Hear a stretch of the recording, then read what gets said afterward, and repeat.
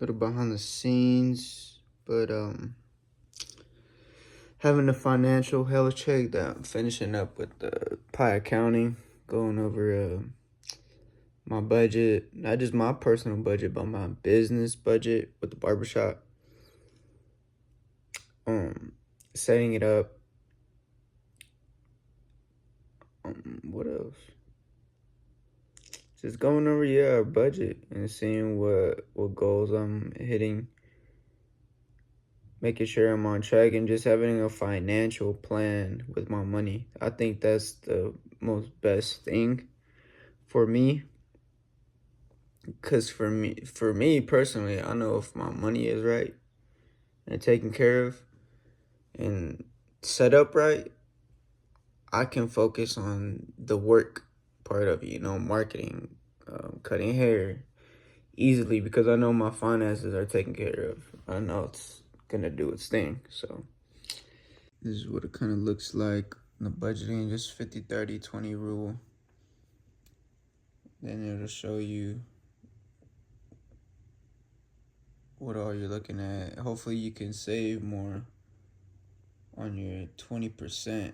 So I'm trying to save way more. And then the business side of it too. So a lot of numbers, man, but we're gonna make sure it's the right stuff. Manually go in and change. So technically you don't have to separate the supplies out that way. This was really per a conversation I had with a guy, and he wanted his separated.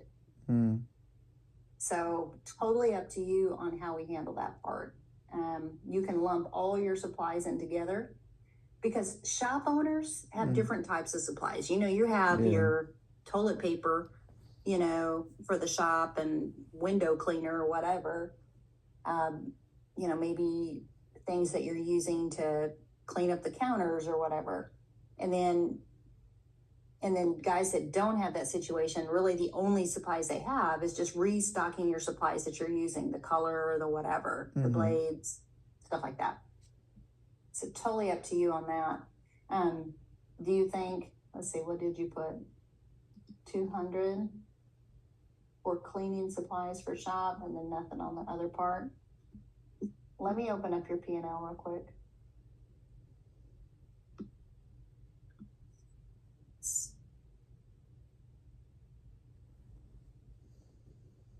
Have you updated the personal side of the budget at all?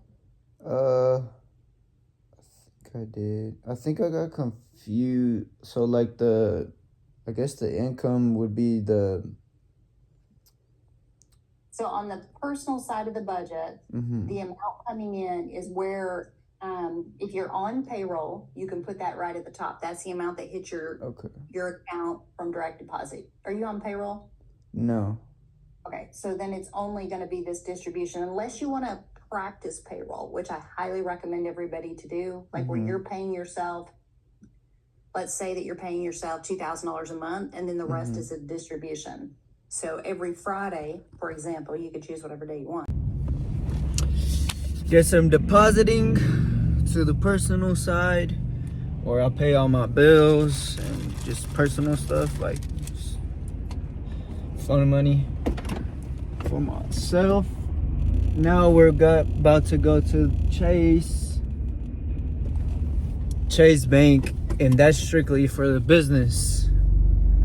Just because they have they're just a bigger bank. They got really good credit card rewards program that I'm about to tap into. And just get more information and just separate my personal for real from my business. This will be so much easier managing my finances, because I have one bank strictly just for business stuff, and my other bank strictly for personal stuff, for bills and eating out and stuff, or going out for fun things or something. And I know that I've already been doing that, but I was doing that in one bank. Now that I'm about to own this shop and about to start getting income from the shop as well, from booth rent, it'll just help me just manage everything all into one bank, right? Instead of, having a risk of commingling business and personal. I know everything strictly from Chase is strictly business. I'm about to put that into my Rocket Money, and that I can I think next month, by the end of next month, I could categorize, and I could already implement and categorize some expenses already in there.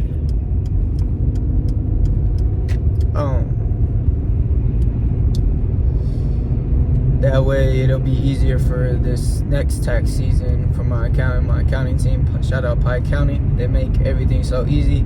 I get to set up a call with them, and they get to walk me through any questions I have. If I get confused on anything, they'll gladly set up a call with me.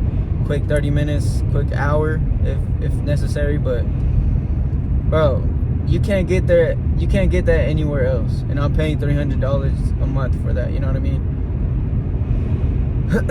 It's not gonna be exactly like that on your timing, because they got stuff to do as well, so you got to be patient and schedule a lot of time. But that makes it so much easier and so much smoother, and they set up, bro, it's so nice having that. And that's what business is for. If you're making a really good amount of income, use that extra money to pay professionals to handle all that other headache and stuff that you don't want to deal with for you. You know what I mean? That's how you become more efficient. That's how you become better at working and focusing on marketing, focusing on cutting hair, because you're focused on that. You know what I mean? You're not focused on this other stuff.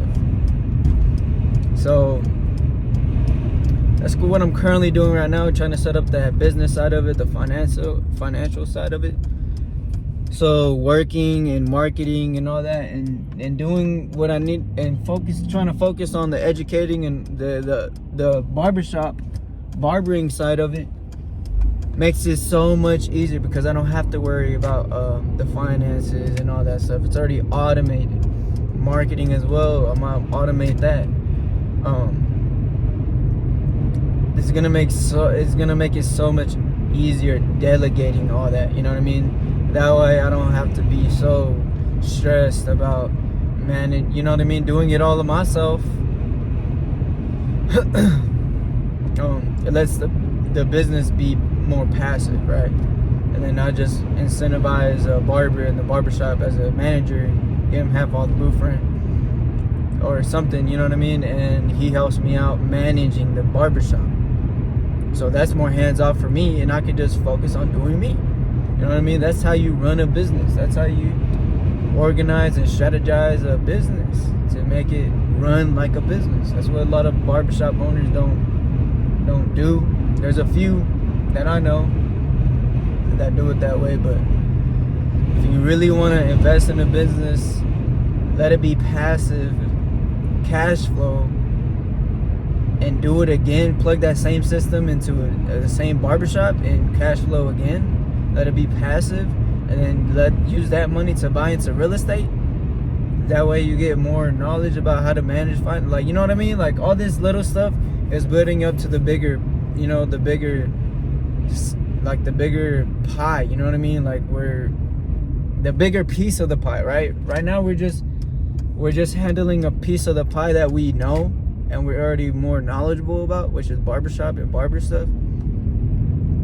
But eventually I'm going to get into the real estate side of it, which is an even bigger piece of the pie. You know what I mean? Get into the commercial side of it, commercial real estate, which is going to be so freaking crazy, man. But right now we're just focusing on the right now. You know what I mean? What we got right now, and knowing what we could potentially turn it into.